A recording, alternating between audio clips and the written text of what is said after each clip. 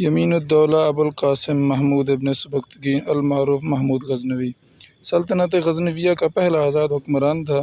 اس نے 999 سے 1030 تک حکومت کی۔ ان کی موت کے وقت اس کی سلطنت ایک وسیع فوجی سلطنت میں تبدیل ہو چکی تھی، جو شمال مغربی ایران سے لے کر بر صغیر میں پنجاب تک، ماوراء النہر میں خوارزم اور مکران تک پھیلی ہوئی تھی۔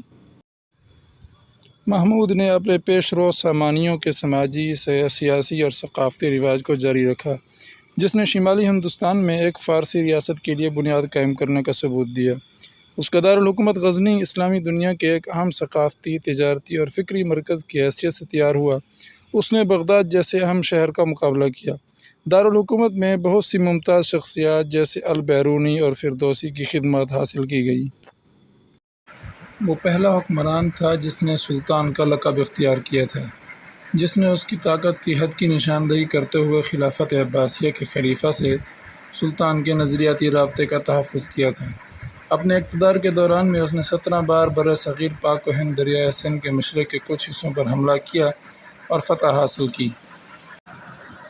سلطان محمود زابلستان موجودہ افغانستان کے علاقے غزنی میں 2 نومبر 971 کو پیدا ہوا تھا۔